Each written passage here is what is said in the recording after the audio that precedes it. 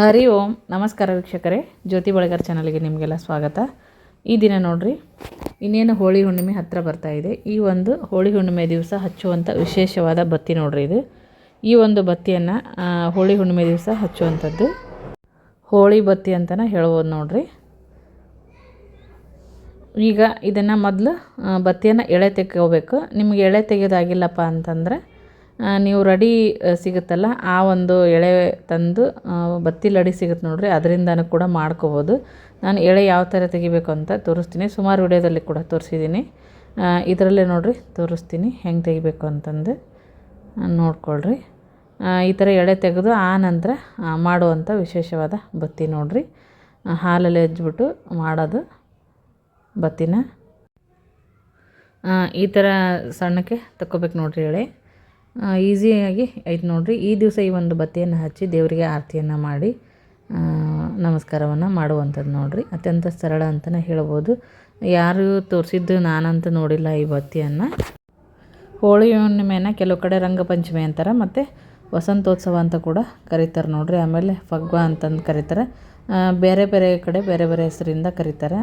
ಮತ್ತು ಈ ಒಂದು ಆಚರಣೆ ಬಗ್ಗೆ ಏನಪ್ಪ ಅಂದರೆ ಕೆಲವೊಂದು ಮಾಹಿತಿಗಳನ್ನು ಕೂಡ ನೋಡ್ತಾ ಹೋಗೋಣಂತೆ. ಹೋಳಿ ಹುಣ್ಣಿಮೆ ಅಂದರೆ ನೋಡ್ರಿ, ಬರೀ ಬಣ್ಣಗಳನ್ನು ನಾವು ಎರಚಾಡಿ ಸಂಭ್ರಮ ಪಡೋದು ಅಷ್ಟೇ ಅಲ್ಲ, ಅದರ ಜೊತೆಗೆ ಅಷ್ಟಕ್ಕನ ಅದು ಸೀಮಿತ ಆಗಿಲ್ಲ ನೋಡ್ರಿ.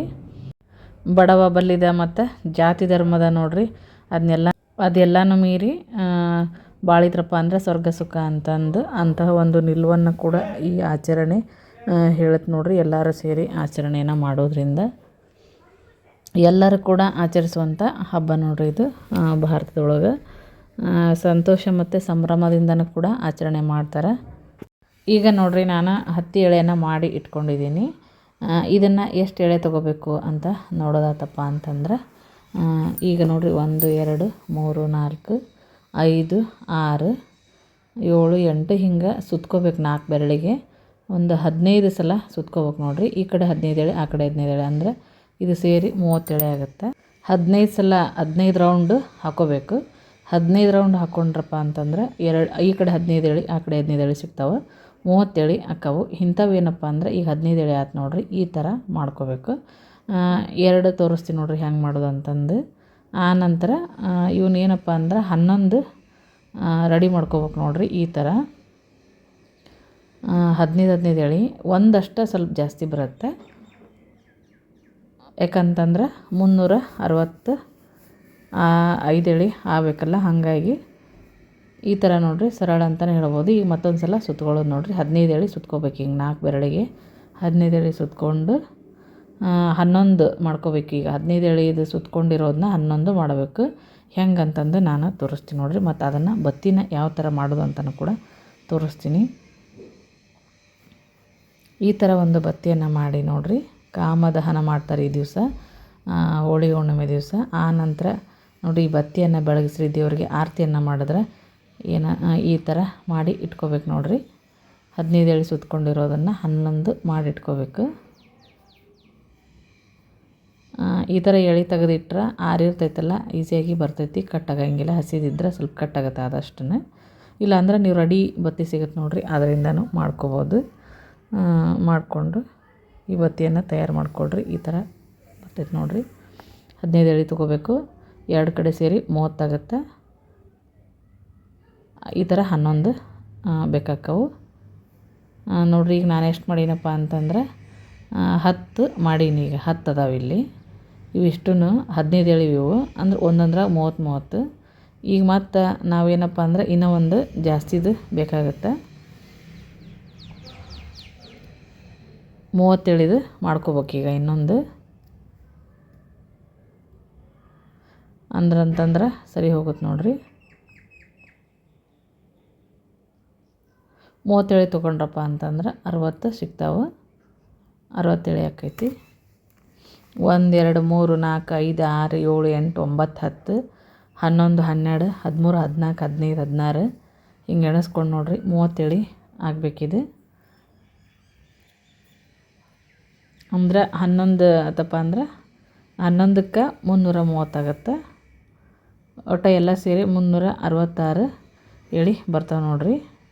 ಇನ್ನೊಂದು ಬತ್ತಿ ರೆಡಿ ಮಾಡಿಕೊಂಡು ಅದನ್ನು ನಾವು ಮಧ್ಯಕ್ಕೆ ಇಟ್ಕೊಂಡು ಮಾಡ್ಬೇಕಾಗತ್ತಿದ್ದು ದಪ್ಪದನ್ನು ಮಧ್ಯಕ್ಕೆ ಇಟ್ಕೋತೀನಿ ನಾನು, ಇದು ಜಾಸ್ತಿ ಎಳಿರೋದನ್ನು ನೋಡಿರಿ. ಇದು 30 ಎಳೆ ಆಗಕ್ಕೆ ಬಂತು. ಇದನ್ನು ಸರಿಯಾಗಿ ಈ ಥರ ಮಾಡಿ ಇಟ್ಕೋಬೇಕು ನೋಡಿರಿ. ಎಳೆನ ನೀವು ರೆಡಿದು ಕೂಡ ಯೂಸ್ ಮಾಡ್ಬೋದು ಬತ್ತಿಯನ್ನು. ನೋಡಿರಿ ಈಗ 30 ಎಳೆ ಆಗ್ಯಾವ ನೋಡಿರಿ ಯಾವ ಥರ ಬಂದಿದೆ ಅಂತ. ಎಳೆ ಈ ಥರ ಮಾಡಿ ಇಟ್ಕೋಬೇಕು. ಒಟ್ಟು 11 ಬೇಕು ನೋಡಿರಿ. 11 ಆತಪ್ಪ ಅಂತಂದ್ರೆ ಕರೆಕ್ಟ್ ಆಗುತ್ತೆ. ಇದಕ್ಕೆ ನೋಡಿರಿ ಈ ಹೋಳಿ ಹುಣ್ಣಿಮೆಗೆ ತುಂಬ ಕಥೆಗಳು ಕೂಡ ಅದಾವೆ, ಐತಿಹ್ಯನ ಹಂಗೆ ಅದಾವೆ ನೋಡಿರಿ. ಶಿವನೇನಪ್ಪ ಅಂತಂದ್ರೆ ಹೇಮಗಿರಿ ಪರ್ವತದ ಶಿಖರದಲ್ಲಿ ತಪಸ್ಸು ಮಾಡುವಾಗ ಆತನ ತಪಸ್ಸನ್ನು ಭಂಗ ಮಾಡಿ ಮದುವೆ ಆಗಲು ಏನಪ್ಪ ಅಂದ್ರೆ ಪಾರ್ವತಿ ದೇವಿ ಕಾಮದೇವನಲ್ಲಿ ಮೊರೆ ಹೋಗ್ತಾಳೆ ನೋಡಿರಿ. ಇದೇನಂತಂದ್ರೆ ಈ ಒಂದು ಬತ್ತಿ ಕಾಮ, ಮೋದ, ಮದ, ಮತ್ಸರ ಇದೆಲ್ಲ ಏನಪ್ಪ ಅಂತಂದ್ರೆ ದಹಿಸಿ ಒಳ್ಳೆಯದು ಮಾಡಲಿ ಅಂತಂದು ಬೆಳಗಿಸುವಂಥದ್ದು. ಈ ಥರ ಸುತ್ಕೋಬೇಕು ಇದನ್ನು ಮೊದಲು. ಆನಂತರ ಮಿಕ್ಕಿರೋ ಬತ್ತಿಯನ್ನೆಲ್ಲ ಅದರ ಸುತ್ತ ಯಾವ ಥರ ಇಟ್ಕೋಬೇಕು, ಯಾವ ಥರ ಸುತ್ಕೋಬೇಕು ಮತ್ತು ಈ ಬತ್ತಿಯನ್ನು ರೆಡಿ ಮಾಡ್ಕೋಬೇಕು ಅನ್ನೋದನ್ನು ತೋರಿಸ್ತೀನಿ ನೋಡಿರಿ. ಒಂದು ಫಸ್ಟ್ ಈ ಥರ ಇಡಬೇಕು. ಇದು ಇನ್ನು ಒಟ್ಟಲ್ಲಿ 1 ತೊಗೊಂಡಿದ್ದೀವಿ, ಆಮೇಲೆ ಕೆಳಗಡೆ 5 ಮೇಲ್ಗಡೆ 5 ಅಂದರೆ ಒಟ್ಟು 11 ಬತ್ತಿಗಳು ಇದು ಮಾಡೋವಂಥದ್ದು ನೋಡಿರಿ. ಇದು 11 ರೆಡಿ ಮಾಡ್ಕೊಂಡಿರ್ತೀವಲ್ಲ ಎಳೆಗಳನ್ನು ಅದನ್ನ ಇಡುವಂಥದ್ದು. ಹಾಗೇನಪ್ಪ ಅಂದ್ರೆ ವಿಷ್ಣುವಿನ ಅಪ್ಪಣೆ ಅಂತ ಏನಂದ್ರೆ ಕಾಮದೇವ ತನ್ನ ಸೈನ್ಯ ಸಮೇತ ಶಿವ ಇದ್ದ ಸ್ಥಳಕ್ಕೆ ಬಂದು ಏನಂದ್ರೆ ಬಾಣಗಳಿಂದ ಶಿವನ ತಪಸ್ಸನ್ನು ಭಂಗಗೊಳಿಸ್ತಾನೆ. ಇದರಿಂದ ಏನಂದ್ರೆ ಶಿವ ಕೋಪಗೊಂಡು ತನ್ನ ಒಂದು ಉರುಗಣ್ಣಿನಿಂದ ಕಾಮನನ್ನು ಸುಟ್ಟು ಭಸ್ಮ ಮಾಡ್ತಾನಂತ. ಆ ನಂತರ ಗಂಡನನ್ನು ಕಳ್ಕೊಂಡಂತಹ ಕಾಮದೇವನ ಹೆಂಡತಿ ರತಿಯನ್ನು ಸಮಾಧಾನ ಮಾಡೋದು ಪಾರ್ವತಿಗೂ ಕೂಡ ಕಷ್ಟ ಆಗುತ್ತೆ. ಆಗ ಪಾರ್ವತಿ ದೇವಿ ಏನು ಮಾಡ್ತಾಳೆ ಅಂದ್ರೆ ಘೋರ ತಪಸ್ಸನ್ನು ಆಚರಿಸಿ ವಾಪಸ್ಸು ಮತ್ತೆ ಶಿವನನ್ನು ಏನಪ್ಪ ಅಂದ್ರೆ ಒಲಿಸ್ಕೊಂಡು ಮತ್ತೆ ಕಾಮದೇವನಿಗೆ ಮರುಜನ್ಮವನ್ನು ಕೊಡಿಸ್ತಾಳೆ ಅನ್ನೋವಂಥದ್ದು ನೋಡಿರಿ. ಈ ಹೋಳಿ ಹುಣ್ಣಿಮೆ ಆಚರಣೆ ಅಂತ ಪ್ರತೀತಿ ಅಂತ ಹೇಳ್ತಾರೆ. ಮತ್ತೊಂದು ಕಡೆ ಮತ್ತೊಂದು ಥರ ಕತೆ ನೋಡಿರಿ. ಈ ಥರ 5 ಇಟ್ಕೊಂಡು ಇದನ್ನು ಈ ಥರ ನಾನು ರೇಷ್ಮೆ ದಾರದಲ್ಲಿ ಏನು ಮಾಡ್ತಾಯಿದ್ದೀನಿ, ಗಂಟು ಹಾಕಕತ್ತೀನಿ. ನೀವು ರೀಲ್ ದಾರ ತೊಗೊಂಡಾದ್ರೂ ಹಾಕ್ಬೋದು. ಈ ಥರ 5 ಎಸಳು ನೋಡಿರಿ. ರೀಲ್ ದಾರ ಇದ್ದರೆ ರೀಲ್ ದಾರ ತೊಗೊಂಡು ಹಾಕೋಬೋದು. ಈ ಥರ ಕಾಣಿಸುತ್ತೆ ನೋಡಿರಿ. ಅಂದ್ರೆ ಮಧ್ಯದ ಭಾಗ ಫಸ್ಟ್ ಏನು ನಾವು ಒಂದು ಬತ್ತಿಯನ್ನು ಇದು ಎಳೆ ತೊಗೊಂಡಿರ್ತೀವಲ್ಲ ಅದು ಸ್ವಲ್ಪ ಮೇಲ್ ಮಾಡಿ ಅದ್ರ ಕೆಳಗಡೆ ಆಗೋಂಗೆ ಇನ್ನು ಇದನ್ನು ಇಟ್ಕೋಬೇಕು. ಈ ಥರ ನೋಡಿರಿ 5 ಇಟ್ಕೊಂಡು ಕರೆಕ್ಟಾಗಿ ಏನಂದ್ರೆ ಗಂಟನ್ನು ಹಾಕ್ಕೋಬೇಕು. ಅಂದ್ರೆ ಇದಾಗಲ್ಲ, ಅದು ಗಟ್ಟಿಯಾಗಿ ಕುತ್ಕೊಳ್ಳುತ್ತೆ. ರೀಲ್ ದಾರ ಇಲ್ಲಾಂದರೆ ನಿಮಗೆ ಯಾವ ದಾರ ಇರುತ್ತೆ ನೋಡಿರಿ ಅದರಿಂದ ಈ ಥರ ಹಾಕ್ಕೋಬೇಕು ನೋಡಿರಿ. ಹಾಕ್ಕೊಂಡ್ರೆ ಅವಾಗ ಸರಿಯಾಗಿ ಬರುತ್ತೆ ಬತ್ತಿ, ಅಂದರೆ ಗಟ್ಟಿಯಾಗಿ ಕುತ್ಕೊಳ್ಳುತ್ತೆ. ಮತ್ತು ಇನ್ನು 5 ಉಳ್ದಾವಲ್ಲ ಅದನ್ನು ಕೆಳಗಡೆ ಭಾಗದಲ್ಲಿ ಯಾವ ಥರ ನಾನು ಇಟ್ಕೋಬೇಕು, ಯಾವ ಥರ ಅದನ್ನು ರೆಡಿ ಮಾಡಬೇಕಂತ ತೋರಿಸ್ತೀನಿ ನೋಡಿರಿ ಬತ್ತಿಯನ್ನು. ಅದೇ ಥರ ನೋಡಿರಿ ಇನ್ನೊಂದು ಕಡೆ ಏನಂತಂದ್ರೆ ಹಿರಣ್ಯಕಶಿಪುನ ತಂಗಿ ಹೋಲಿಕಾ ಏನಂತಂದ್ರೆ ತನಗೆ ಬೆಂಕಿಯಿಂದನ ಮರಣ ಬರಬಾರ್ದು ಅಂತಂದು ವರ ಪಡ್ಕೊಂಡಿರ್ತಾಳೆ. ಇದನ್ನು ಏನಂತಂದ್ರೆ ಹಿರಣ್ಯಕಶಿಪು ಏನು ಮಾಡ್ತಾನೆ, ತನ್ನ ಮಗ ಪ್ರಹ್ಲಾದನನ್ನು ಪರಿವರ್ತಿಸಲು ಎಲ್ಲ ಪ್ರಯತ್ನ ಮಾಡಿ ಸೋತಾಗ ಏನಂದ್ರೆ ತನ್ನ ತಂಗಿಯ ತೊಡೆ ಮೇಲೆ ಅವನನ್ನು ಕೂರಿಸಿ ಸುತ್ತಲೂ ಏನಂದ್ರೆ ಅಗ್ನಿಯನ್ನು ಉರ್ಸೋಕ್ಕೆ ಪ್ರಯತ್ನ ಮಾಡ್ತಾರೆ. ಆ ಅಗ್ನಿಯೊಳಗೆ ಏನಂದ್ರೆ ಹೋಲಿಕಾ ಏನಂತಂದ್ರೆ ತನ್ನ ರಾಕ್ಷಸಿ ಪ್ರವೃತ್ತಿಯಿಂದ ಏನಂತಂದ್ರೆ ಆಹುತಿ ಆಗ್ತಾಳೆ. ಆದರೆ ಪ್ರಹ್ಲಾದ ಏನು ಮಾಡ್ತಾನಂದ್ರೆ ತನ್ನ ಭಕ್ತಿಯಿಂದ ಭಗವಂತನಿಂದ ರಕ್ಷಣೆ ಪಡ್ಕೊತ ನೋಡ್ರಿ. ಅವಳ ಈ ನೆನಪಿಗೆ ಏನಪ್ಪ ಅಂದ್ರೆ ಹೋಳಿ ಹಬ್ಬ ಆಚರಣೆ ಬಂತು ಅಂತಲೂ ಕೂಡ ಹೇಳ್ತಾರೆ. ಈ 2 ಕಥೆಗಳನ್ನು ನೋಡ್ರಿ. ಈಗ ಮತ್ತೆ ಇನ್ನು 5 ಬತ್ತಿಗಳನ್ನು ಯಾವ ಥರ ಇದನ್ನು ಮಾಡಬೇಕು ಅಂತಂದು ನೋಡ್ರಿ. ಈ ಥರ ಇಟ್ಕೋಬೇಕು ಸುತ್ತನೂ. ಮೇಲೆ ಯಾವ ಥರ 5 ಆ್ಯಡ್ ಮಾಡಿದ್ವಿ ಹಂಗಿಟ್ಟು ಇದಕ್ಕೂ ಕೂಡ ಗಂಟು ಹಾಕೋಬೇಕು. ಎಳೆ ನೀವು ತೆಗ್ದಿರೋದಿದ್ರೆ ಬೇಗನೆ ಮಾಡ್ಕೋಬೋದು ಈ ಬತ್ತಿಯನ್ನು.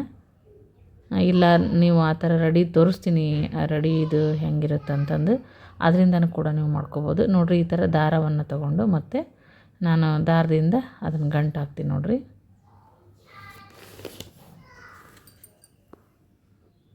ಒಂದು ಸಂವತ್ಸರ ನೋಡಿರಿ, ಒಂದು ಸಂವತ್ಸರವನ್ನು ಪ್ರತಿನಿಧಿಸುವಂಥದ್ದು ಬತ್ತಿ ನೋಡಿರಿ. ಇದು 366 ಎಳೆ ಬರ್ತಾವೆ. 36 ಎಳೆ ತೊಗೊಂಡ್ರಪ್ಪ ಅಂದರೆ ಲಾಸ್ಟಿಗೆ ಅದು ಸರಿ ಹೋಗುತ್ತೆ ನೋಡಿರಿ.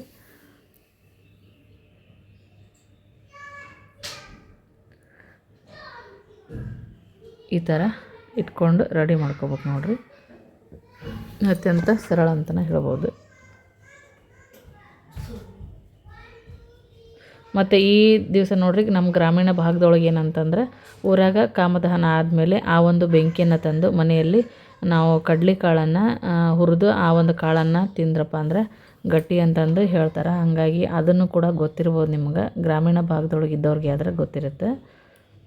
ಆ ದಿವಸ ಸುಟ್ಟಾದಮೇಲೆ ಎಲ್ಲರೂ ಮನೆಗೆ ಬೆಂಕಿಯನ್ನು ಆ ಒಂದು ಬೆಂಕಿಯನ್ನು ಮನೆಗೆ ತಂದು ತರ್ತಾರಲ್ಲ. ಇದಕ್ಕೂ ಕಾರಣ ಏನಂತಂದ್ರೆ ಆ ಒಂದು ಕೆಂಡದಿಂದ ಮನೆಯಲ್ಲಿ ಒಲೆಯನ್ನು ಹೊತ್ತಿದ್ರೆ ಏನಪ್ಪ ಅಂದ್ರೆ ವರ್ಷದುದ್ದಕ್ಕೆ ಏನಂದ್ರೆ ಅವ್ರ ಮನೆಯಲ್ಲಿ ಅಡುಗೆ ಹೊಲಸಾಗುತ್ತೆ ಅನ್ನೋವಂಥ ಒಂದು ನಂಬಿಕೆ ನೋಡ್ರಿ. ನಿರಂತರ ಇರುತ್ತೆ ಅನ್ನೋವಂಥ ನಂಬಿಕೆ. ಮತ್ತು ಅಷ್ಟೇ ಅಲ್ಲ, ಆ ದಿನ ಏನಂದ್ರೆ ಹೋಳಿಗೆಯನ್ನು ಮಾಡ್ತಾರೆ. ಮತ್ತು ನಮ್ಮ ಕಡೆ ಹೇಳ್ತಾರೆ ನೋಡ್ರಿ, ಹೊಯ್ಕೊಂಡವ್ರ ಬಾಯಿಗೆ ಹೋಳಿಗೆ ತುಪ್ಪ ಅಂತಂದು ಹೇಳ್ತಾರೆ. ನಿಮಗೂ ಈ ಪದ ಗೊತ್ತಿತ್ತಪ್ಪ ಅಂದ್ರೆ ಕಮೆಂಟ್ ಮಾಡಿರಿ. ಆ ಥರ ಹೇಳ್ತಾರೆ ಹೋಳಿ ಹುಣ್ಣಿಮೆ ದಿವಸ ಹೋಳಿಗೆಯನ್ನು ಮಾಡ್ತಾರೆ ಎಲ್ಲರೂ ನಮ್ಮ ಕಡೆ. ಮತ್ತು ನಿಮ್ದು ಯಾವ ಥರ ಅಂತ ಆಚರಣೆ ಹೇಳ್ರಿ. ಈ ಥರ ನೋಡಿರಿ, ಈ ಬತ್ತಿಯನ್ನು ಕೆಳಗಡೆ ಇದು ಇಟ್ಕೊಂಡಿರೋ ಬತ್ತಿಗೆ ಈ ಥರನ ಗಂಟು ಮತ್ತು ಇದಕ್ಕೂ ಸೇಮ್ ಅದೇ ಥರ ಗಂಟು ಹಾಕಿ ರೆಡಿ ಮಾಡ್ಕೋಬೇಕು. ಮತ್ತು ಇನ್ನೊಂದು ಕಡೆ ಏನಂದ್ರೆ ನಂಬಿಕೆ ಇದು ನೋಡಿರಿ, ಕಾಮಸತ್ತ 5 ದಿನಕ್ಕೆ ಮಳೆ ಆಗುತ್ತೆ ಅಂತಂದು ನಂಬ್ತಾರೆ. ಅಂದ್ರೆ ಕಾಮಣ್ಣನ ಬೂದಿ ತೊಯ್ತಾರಲ್ಲ ಆ ಟೈಮ್ ಒಳಗೆ ಇದು ಏನಂದ್ರೆ ಕಾಮಣ್ಣನ ಕಣ್ಣೀರು ಅಂತಂದು ಗ್ರಾಮೀಣ ಪ್ರದೇಶದೊಳಗೆ ಇರೋವಂಥ ನಂಬಿಕೆ. ಈ ಒಂದು ಸುಟ್ಟ ಬೂದಿಯನ್ನು ವಿಭೂತಿಯಂತೆ ಹಚ್ಕೊಂಡು ಹಣೆಗೆ ಧರಿಸೋದ್ರಿಂದ ಕೆಟ್ಟ ಕಾಮವನ್ನು ಮತ್ತು ಹೋಗಿಸುತ್ತೆ. ಕೆಟ್ಟ ಕಾಮವನ್ನು ಹೋಗಲಾಡಿಸಿ ಏನಪ್ಪ ಅಂದ್ರೆ ಜ್ಞಾನದ ಕಣ್ಣಿನಿಂದ ಸುಟ್ಟು ಬೊಟ್ಟಿಡೋದು ಏನಪ್ಪ ಅಂದ್ರೆ ಶಿವನ ಸಾಕ್ಷಾತ್ಕಾರದ ಸಾಧನ ಅಂತಲೇ ಹೇಳ್ತಾರೆ ನೋಡ್ರಿ. ಅದು ಏನಂದ್ರೆ ಈ ಒಂದು ಪವಿತ್ರತೆಯನ್ನು ಈ ವಿಭೂತಿ ಧಾರಣೆ ಮೂಲಕ ಆಗಬೇಕು ಅಂತಂದು, ಅದು ಏನಂದ್ರೆ ಶಿವನ ಹಣೆ ಅಂದ್ರೆ ಜ್ಞಾನ, ಅದರ ಒಂದು ದಹನದ ಮೂಲಕ ನೋಡ್ರಿ, ಕಾಮದಹನದ ಮೂಲಕ ಅಂತಲೇ ಹೇಳ್ತಾರೆ. ಅಂದರೆ ಏನಂದ್ರೆ ಕೆಟ್ಟ ಆಸೆಯನ್ನು ಏನಂದ್ರೆ ಜ್ಞಾನದ ಒಂದು ಕಣ್ಣಿನಿಂದ ಸೂರ್ಯನಿಂದ ಅಂದರೆ ಸುಟ್ಟು ಉತ್ತಮ ಸಂಸ್ಕಾರವನ್ನು ಹೊಂದುವಂಥದ್ದು ಅಂತಂದು ಹೇಳ್ಬೋದು ನೋಡ್ರಿ. ಈ ಥರ ಒಂದು ಬತ್ತಿ ರೆಡಿ ಆಯ್ತು ನೋಡ್ರಿ. ಈ ಒಂದು ಬತ್ತಿಯನ್ನು ಹೋಳಿ ಹುಣ್ಣಿಮೆ ದಿವಸ ಹಚ್ಚುವಂಥ ಬತ್ತಿ, ಕಾಮನ್ ಸುಡೋದು ಅಂತಾರಲ್ಲ, ನಿಮ್ಗೆ ಗೊತ್ತಿರ್ಬೋದು ಆ ಥರ ನೋಡ್ರಿ. ಮತ್ತು ಈ ಒಂದು ಬತ್ತಿಯನ್ನು ಬೆಳಗಿಸುವಂಥದ್ದು, ಆರತಿಯನ್ನು ಮಾಡುವಂಥದ್ದು ದೇವರಿಗೆ. ಈ 5 ಹೆಸರುಗಳೇನು ಬಂದಾವಲ್ಲ ಮೇಲೆ 5 ಭಾಗಗಳಾಗಿ ಮಾಡಿಕೊಂಡು ನಾವೇನು ಬತ್ತಿಯನ್ನು ರೆಡಿ ಮಾಡಿದ್ವಲ್ಲ, ಇದೇನಂತಂದ್ರೆ ಕಾಮ, ಕ್ರೋಧ, ಮದ, ಮತ್ಸರ, ಮೋಹ ಇವನ್ನೆಲ್ಲ ದಹಿಸಲು ಏನಪ್ಪ ಅಂತಂದ್ರೆ ಈ ಒಂದು ಬತ್ತಿಯನ್ನು ಬೆಳಗುವಂಥದ್ದು. ಈ ಥರ ನೀವು ರೆಡಿ ಬತ್ತಿಯನ್ನು ಮಾಡಿಟ್ಕೊಂಡು ನೀವು ಮೊದಲೇ ಮನೆಯಲ್ಲಿ ಈ ಥರ ಮಾಡ್ಕೊಬೋದು. ಇಲ್ಲ ಅಂದ್ರೆ ಇನ್ನೂ ಟೈಮ್ ಐತಿ, 3 ದಿವಸ ಮಾಡ್ಕೊಳ್ರಿ. ಇಲ್ಲ ಅಂದ್ರೆ ರೆಡಿ ಬತ್ತಿ ಸಿಗುತ್ತೆ ನೋಡಿರಿ, ಅದರಿಂದನಾದರೂ ಕೂಡ ನೀವು ಮಾಡ್ಕೋಬೋದು. ತೋರಿಸ್ತೀನಿ, ಅದನ್ನು ಕೂಡ ಸಿಗ್ತಾವೆ. ಸಣ್ಣ ದೊಡ್ಡ ಸೈಜ್ 2 ಥರ ಸಿಗ್ತಾವೆ ಬತ್ತಿ ಲಡಿ. ಇದರಿಂದನೇ ಈ ಥರ ಒಂದು ಮಾಡಿಕೊಂಡು ನೀವು ಈ ಒಂದು ವಿಶೇಷವಾದ ಬತ್ತಿಯನ್ನು ಮಾಡಿ ಆ ದಿವಸ ಏನಪ್ಪ ಅಂದ್ರೆ ಹಚ್ಚುವಂಥದ್ದು. ಮತ್ತು ಈ ಒಂದು ವಿಡಿಯೋ ಇಷ್ಟ ಆಗಿದ್ರೆ ನೋಡಿರಿ, ವಿಡಿಯೋಕ್ಕೊಂದು ಲೈಕ್ ಕೊಡಿರಿ, ಶೇರ್ ಮಾಡಿರಿ, ಕಮೆಂಟ್ ಹಾಕಿರಿ. ಮತ್ತು ಹಾಗೆ ಇನ್ನೂ ಯಾರು ನಮ್ಮ ಚಾನಲ್ಗೆ ಸಬ್ಸ್ಕ್ರೈಬ್ ಆಗಿಲ್ಲ, ಸಬ್ಸ್ಕ್ರೈಬ್ ಆಗೋದನ್ನು ಮರಿಬೇಡ್ರಿ. ನಾನು ಮತ್ತೆ ಹೊಸ ಮಾಹಿತಿಯೊಂದಿಗೆ ಮುಂದಿನ ವಿಡಿಯೋದಲ್ಲಿ ಸಿಗ್ತೀನಿ. ಬತ್ತಿ ಹೇಗಾಗಿದೆ ಅಂತ ಹೇಳ್ರಿ, ಕಮೆಂಟ್ ಹಾಕಿರಿ. ಮತ್ತೆ ಹೊಸ ಮಾಹಿತಿಯೊಂದಿಗೆ ಮುಂದಿನ ವಿಡಿಯೋದಲ್ಲಿ ಸಿಗ್ತೀನಿ. ವಿಡಿಯೋ ನೋಡಿದ್ದಕ್ಕಾಗಿ ಎಲ್ಲರಿಗೂ ಧನ್ಯವಾದಗಳು.